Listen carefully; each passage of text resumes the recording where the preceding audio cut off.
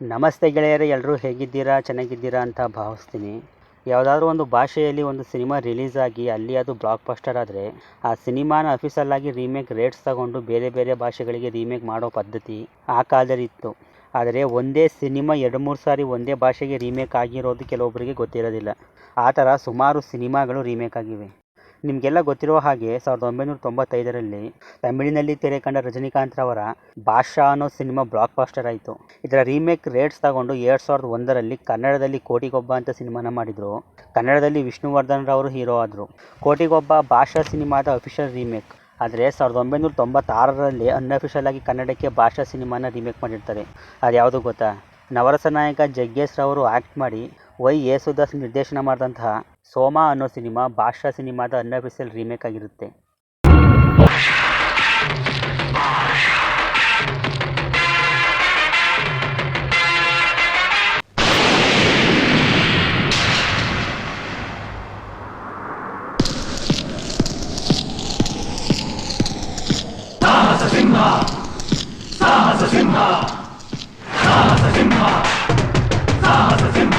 ಗೆಳೆಯರೆ, ಸೋಮ unofficial remake ಆಗಿರೋದ್ರಿಂದ ಬಾಷಾದ main story line ತಗೊಂಡು ಸಿನಿಮಾದಲ್ಲಿ ಒಂದಿಷ್ಟು ಚೇಂಜ್ ಮಾಡಿದ್ದಾರೆ ಅಷ್ಟೇ. ಈಗ ಮೊದಲಿಗೆ ಕೋಟಿಗೊಬ್ಬ ಸಿನಿಮಾದಲ್ಲಿ ಒಂದಿಷ್ಟು ಚೇಂಜ್ ಮಾಡಿರ್ತಾರೆ ಡೈರೆಕ್ಟರ್. ಬನ್ನಿ ಅದನ್ನು ನೋಡೋಣ. ಬಾಷಾ ಸಿನಿಮಾದಲ್ಲಿ Rajinikanth auto driver Manikkam ಆಗಿರಬೇಕಾದ್ರೆ ತನ್ನ ಫ್ಯಾಮಿಲಿ ಜೊತೆ ಇರ್ತಾನೆ. ತಾಯಿ ಸ್ವಂತ ತಾಯಿನೇ ಆಗಿರ್ತಾಳೆ. ಆದರೆ ಕೋಟಿಗೊಬ್ಬ ಸಿನಿಮಾದಲ್ಲಿ ಸತ್ಯಪ್ರಿಯ ಮೇಡಮ್ ರವರು ವಿಷ್ಣುವರ್ಧನ್ಗೆ ಸ್ವಂತ ತಾಯಿ ಆಗಿರಲ್ಲ, ಸಾಕು ತಾಯಿ ಆಗಿರ್ತಾಳೆ. ಎರಡೂ ಸಿನಿಮಾದಲ್ಲೂ ಸತ್ಯಪ್ರಿಯ ಮೇಡಮ್ ರವರೇ ತಾಯಿ ಪಾತ್ರವನ್ನ ಮಾಡಿರ್ತಾರೆ. ಅಮ್ಮ ಬರ್ತೀವಿ. ಹಾಯ್ ಶಿವ. ಪೊಲೀಸ್ ಟ್ರೈನಿಂಗ್ ನಲ್ಲಿ ನಾನು ಮೊದಲನೇನಾಗಿ ಪಾಸ್ ಮಾಡ್ಬಿಟ್ಟೆ. ಶಾಬಾಷ್. நல்ல பிள்ளைங்க கை கால் கழுவிட்டு உள்ள வாப்பா டிஃபன் சாப்பிடலாம். ಬಾಷಾ ಸಿನಿಮಾದ ಫ್ಲ್ಯಾಶ್ ಬ್ಯಾಕ್ನಲ್ಲಿ ಸ್ನೇಹಿತನ ಪಾತ್ರವನ್ನು ಚರಣ್ ರಾಜ್ ರವರು ಮಾಡಿರ್ತಾರೆ. ಅವರನ್ನು ಮುಸ್ಲಿಂ ಆಗಿ ತೋರಿಸಿರ್ತಾರೆ. ಇಬ್ಬರು ಸೇರಿಕೊಂಡು ಬಾಂಬೆನಲ್ಲಿ ಆಂಟೋನಿ ಗ್ಯಾಂಗ್ನ ಎದುರಾಕೊಳ್ತಾರೆ. ಆಗ ಚರಣ್ ರಾಜ್ನನ್ನು ಆಂಟೋನಿ ಗ್ಯಾಂಗ್ನವರು ಸಾಯಿಸ್ತಾರೆ. ಆಗ ಮುಸ್ಲಿಂ ವಿಧಿವಿಧಾನದ ಪ್ರಕಾರವಾಗಿ ಅಂತ್ಯ ಸಂಸ್ಕಾರ ಮಾಡಲಾಗುತ್ತೆ. ಆದರೆ ಕನ್ನಡದಲ್ಲಿ ಫ್ಲ್ಯಾಶ್ ಬ್ಯಾಕ್ನಲ್ಲಿ ಬರೋ ಹೀರೋ ಸ್ನೇಹಿತನ ಪಾತ್ರವನ್ನು ದೇವರಾಜ್ ರವ್ರ ಕೈಲಿ ಮಾಡಿಸಲಾಗಿರುತ್ತೆ. ಇಲ್ಲಿ ದೇವರಾಜ್ ರವರು ಒಬ್ಬ ಪೊಲೀಸ್ ಆಫೀಸರ್ ಆಗಿರ್ತಾರೆ.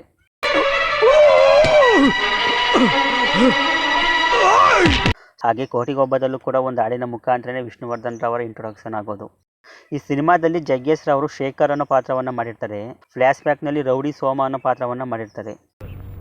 ಈ ಸೋಮನ್ ಕೋಟೆ ಬಾಗಿಲು ತಟ್ಟಕ್ಕೂ ದಮ್ಮಿರ್ಬೇಕು, ಅಷ್ಟೇ ಅಲ್ಲ ತಂದೆಲಿ. ಕೋಟಿಗೊಬ್ಬ ಸಿನಿಮಾದಲ್ಲಿ ಹೀರೋ ಆಟೋ ಡ್ರೈವರ್ ಆಗಿರ್ಬೇಕಾದ್ರೆ ಅವನ ಜೊತೆ ಇರೋ ಸ್ನೇಹಿತರೆಲ್ಲ ಫ್ಲ್ಯಾಶ್ ಬ್ಯಾಕ್ನಲ್ಲಿ ಅವ್ರ ಜೊತೆ ಇರೋರೇ ಆಗಿರ್ತಾರೆ.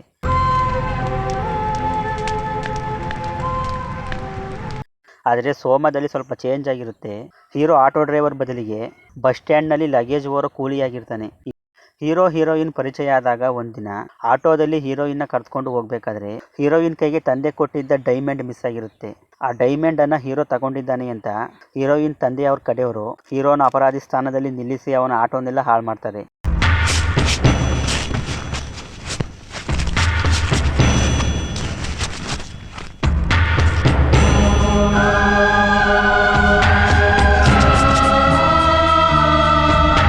ಸಿನಿಮಾದಲ್ಲಿ ಹೀರೋ ತಂಗಿ ಮೆಡಿಕಲ್ ಕಾಲೇಜ್ಗೆ ಇಂಟರ್ವ್ಯೂ ಕೊಡೋಕ್ಕೆ ಅಂತ ಹೋದಾಗ ಆ ಕಾಲೇಜಿನ ಪ್ರಿನ್ಸಿಪಾಲ್ ತಂಗಿನ ಬೇರೆ ರೀತಿ ಮಾತಾಡಿ ಅವಮಾನ ಮಾಡಿ ಕಳಿಸಿದಾಗ ಈ ವಿಷಯ ಗೊತ್ತಾದ ಹೀರೋ ಆ ಪ್ರಿನ್ಸಿಪಾಲ್ಗೆ ತನ್ನ ಫ್ಲ್ಯಾಶ್ ಬ್ಯಾಕ್ ಹೇಳಿ ಎದುರಿಸ್ತಾನೆ. ನನ್ನ ಹೆಸರು ನಂಜುಂಡ ಅಂತ.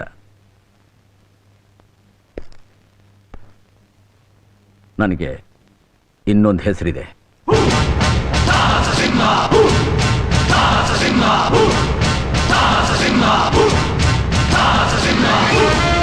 ಈ ಸೀನ್ ಸೋಮ ಸಿನಿಮಾದಲ್ಲೂ ಕೂಡ ಇದೆ, ಆದರೆ ಸ್ವಲ್ಪ ಚೇಂಜ್ ಅಷ್ಟೇ.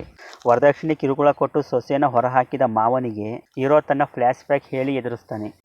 ಆದರೆ ಕೋಟಿಗೊಬ್ಬದಲ್ಲಿ ತಂಗಿ ವಿಚಾರ ತಂಗಿನೇ ಅಣ್ಣನಿಗೆ ಅವನ ಫೋಟೋ ತೋರಿಸುವುದರ ಮುಖಾಂತರ ಹೇಳ್ತಾಳೆ. ಇಲ್ಲಿ ಫೋಟೋ ಮೂಲಕ ಲವ್ ಮ್ಯಾಟರನ್ನು ಅಣ್ಣನಿಗೆ ಗೊತ್ತಾಗೋ ಥರ ಸೋಮ ಸಿನಿಮಾದಲ್ಲಿ ಮಾಡಿದ್ದ ಚೇಂಜನ್ನೇ ಕೋಟಿಗೊಬ್ಬ ಸಿನಿಮಾದಲ್ಲೂ ಕೂಡ ಮಾಡಿರ್ತಾರೆ. ಯಾಕೆಂದರೆ ಸೋಮ 1996ರಲ್ಲಿ ತೆರೆಕಂಡಂತಹ ಸಿನಿಮಾ, ಕೋಟಿಗೊಬ್ಬ 2001ರಲ್ಲಿ ತೆರೆಕಂಡಂತಹ ಸಿನಿಮಾ. ನಂತರ ತಂಗಿ ಲವ್ ಮಾಡಿದ್ದ ಹುಡುಗನ ಮನೆಗೆ ಹೀರೋ ಫ್ಯಾಮಿಲಿಯವರು ನಮ್ಮ ಹುಡುಗಿನ ಮದುವೆ ಮಾಡ್ಕೊಳ್ಳಿ ಅಂತ ಕೇಳೋದಕ್ಕೆ ಹೋಗ್ತಾರೆ. ಅಲ್ಲಿ ಹುಡುಗನ ಮನೆಯವರು ಶ್ರೀಮಂತರಾಗಿದ್ದರಿಂದ ಇವಳು ನಮ್ಮ ಸ್ಟೇಟಸ್ಗೆ ಸರಿ ಹೊಂದಲ್ಲ ಅಂತ ಮೊದಲಿಗೆ ನಿರಾಕರಿಸಿ ಆನಂತರ ಒಬ್ರಿಗೊಬ್ರು ಬಿಟ್ಕೊಡದೆ ಇರುವಂತಹ ಹೀರೋ ಫ್ಯಾಮಿಲಿಯವರನ್ನು ನೋಡಿ ಒಂದಿಷ್ಟು ಸೆಂಟಿಮೆಂಟ್ ಸೀನ್ಗಳು ಕ್ರಿಯೇಟ್ ಆದಮೇಲೆ ಹುಡುಗನ ತಂದೆ ಮದುವೆಗೆ ಒಪ್ಕೊಳ್ತಾರೆ. ನನ್ನ ಬಿಟ್ಕೊಡದೇ ಇರತಕ್ಕಂಥ ತಂಗಿಗಾಗಿ ತನ್ನ ಸ್ವಾಭಿಮಾನವನ್ನೇ ಬಿಟ್ಕೊಡೋದಕ್ಕೆ ತಯಾರಾಗಿರ್ತಕ್ಕಂಥ ಅಣ್ಣ, ಬಾ ವಾಟ್ ಎ ಫ್ಯಾಮಿಲಿ. ನೀವೇನು ಯೋಚನೆ ಮಾಡಬೇಡಿ. ನಿಮ್ಮ ತಂಗಿ ನಮ್ಮ ಮನೆಯಲ್ಲಿ ಸೊಸೆಯಾಗಿರೋದಿಲ್ಲ, ಮಗಳಾಗಿರ್ತಾಳೆ. ಹೀರೋ ಫ್ಲ್ಯಾಶ್ ಬ್ಯಾಕ್ ಓಪನ್ ಆಗುವಾಗ ಹೀರೋ ಅದನ್ನೆಲ್ಲ ನೆನೆಸ್ಕೊಂಡು ರೂಮ್ನ ಬಾಗಿಲು ಹಾಕೊಳ್ತಾನೆ. ಈ ಸೀನ್ 3 ಸಿನಿಮಾದಲ್ಲೂ ಒಂದೇ ಥರ ಇದೆ. சொல்லுங்க சொல்லுங்க சொல்லுங்க சொல்லுங்க எனக்கு இப்பவே தெரியும். நீங்க யார்? ಹೋಗು ಆಚೆ ಹೋಗು ಹೊರಟೋಗು. ಈ ಕೊಲೆಗಾರ ಅನ್ನೋ ಪಟ್ಟ ಕಟ್ಟು. ನಿಮ್ಮಣ್ಣನ ಬಗ್ಗೆ ನಿನಗೇನು ಗೊತ್ತಿಲ್ಲ.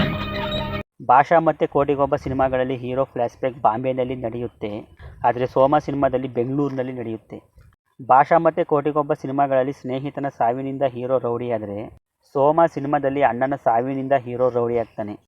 ಸೋಷಿಯಲ್ ಮೀಡಿಯಾದಲ್ಲಿ ವೈರಲ್ ಆದ ಡೈಲಾಗ್ ನೀವು ನೋಡೇ ಇರ್ತೀರ. ಸ್ವಲ್ಪ ಆ ಕಡೆ ನೋಡು.